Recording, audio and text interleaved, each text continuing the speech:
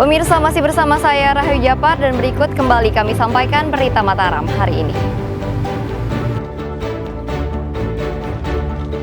Kurang berhati-hati, seorang wisatawan asal Malaysia kembali terjatuh di jalur pendakian Rinjani.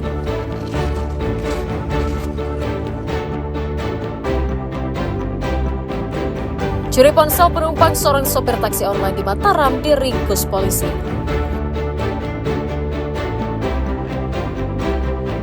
Atraksi puluhan polisi cilik meriahkan perayaan HUT ke-79 Bayangkara di Mataram.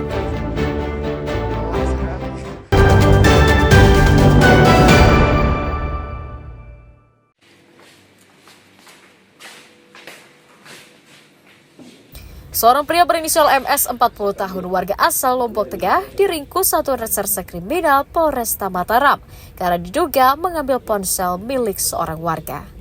Pelaku yang berprofesi sebagai supir taksi daring atau online ditangkap di tempat kerjanya atas laporan penumpang yang kehilangan ponselnya usai memakai jasa pelaku. Mengetahui ponselnya tertinggal, korban mencoba menghubungi supir namun tidak ada jawaban yang jelas dari pelaku sehingga korban melaporkan kasus ini ke polisi. Polisi kemudian meringkus pelaku di kantor jasa taksi online saat sedang menunggu penumpang. Dari tangan pelaku, polisi menyita 1 unit ponsel milik korban sebagai barang bukti. Korban pulang dari tempat kerja, memesan sebuah taksi online. Yang dalam perjalanan pulang tersebut, korban sempat menggunakan HP-nya. Setiba di kos-kosan, kemudian korban turun dan masuk ke dalam kos-kosan, baru menyadari bahwa HP yang dia miliki sudah tidak ada padanya. Oleh korban sempat menghubungi HP tersebut untuk mencari keberadaannya, cuman HP dalam keadaan mati. Tersangka mengaku menemukan ponsel korban di bawah jok mobil dan belum sempat mengembalikan karena sibuk. Setelah saya cek, memang tidak ada barang tersebut pada waktu itu, dan barang tersebut dia kelihatan ketika setelah 2 hari. Nah, saya mau konfirmasi melalui aplikasi, tidak bisa Pak waktu itu. Soalnya kalau aplikasi itu 20 menit setelah customer turun, itu tidak bisa kita komunikasi Pak. Atas ulahnya, tersangka dijerat pasal 362 KUHP tentang pencurian dengan pemberatan dengan ancaman hukuman 4 tahun penjara. Awaludin dari Kota Mataram melaporkan.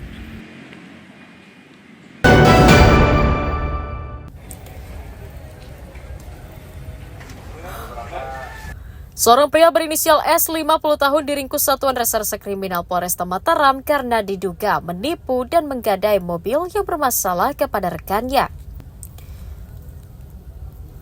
Tersangka ditangkap di rumah indekos di wilayah Pejeruk Ampenan saat bersembunyi.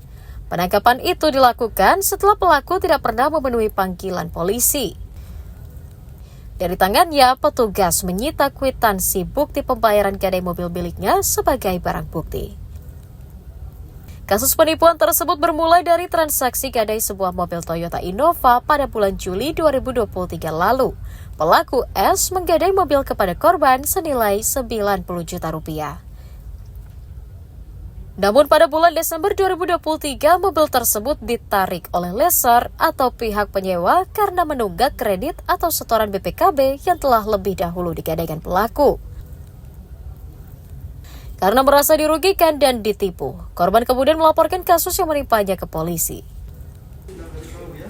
Modus pelaku menggadai 1 unit mobil kepada korban dengan menunjukkan dokumen lengkap di sini BPKB sama STNK senilai 90 juta. Kemudian setelah korban menerima gade dan menggunakan kendaraan tersebut, BPKB dijaminkan ke lembaga keuangan oleh terduga pelaku, dan beberapa lama kemudian mobil dicabut sehingga korban merasa keberatan dan melaporkan perbuatan terduga pelaku. Tersangka mengaku meminjam uang dengan jaminan mobil untuk dipakai menggaji karyawan di warung lesehan miliknya. Nah itu saya telah store, ya, kalau dicabut sampai 6, saya gantikan, ya. Itu mobil ini mobil punya siapa? Dulu punya saya. Oh, punya si dia orangnya ya. Plat store kan. Setelah bayar kembalikan uangnya ini laporkan. Setelah mobil ini ditarik oleh finance, apa yang menyebabkan si dia tidak mengembalikan kerugiannya Pak Awal? Sebenarnya kita mau kembalikan cuma telat saja. Telat. Kondisi keuangan Setelah dari tahun 2023 nih. Atas ulahnya, tersangka dijerat pasal 372 KUHP tentang penggelapan dengan ancaman hukuman 4 tahun penjara. Awaludin dari Kota Mataram melaporkan.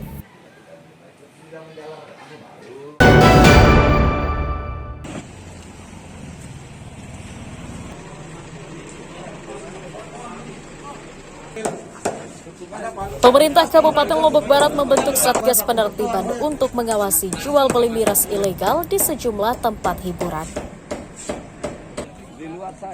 Satgas terdiri dari personel TNI Polri dan dinas terkait yang akan bertugas menertibkan dan menegakkan perda tentang jual beli miras.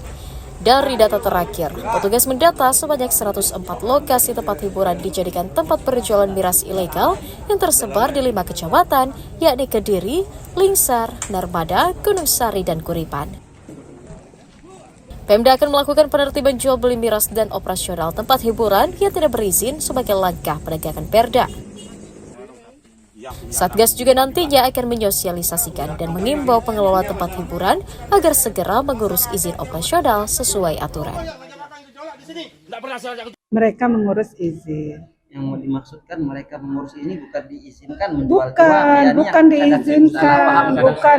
Jadi mengurus izin itu izin usaha, izin bangunan, izin kalau kos-kosan, izin usaha kos-kosan.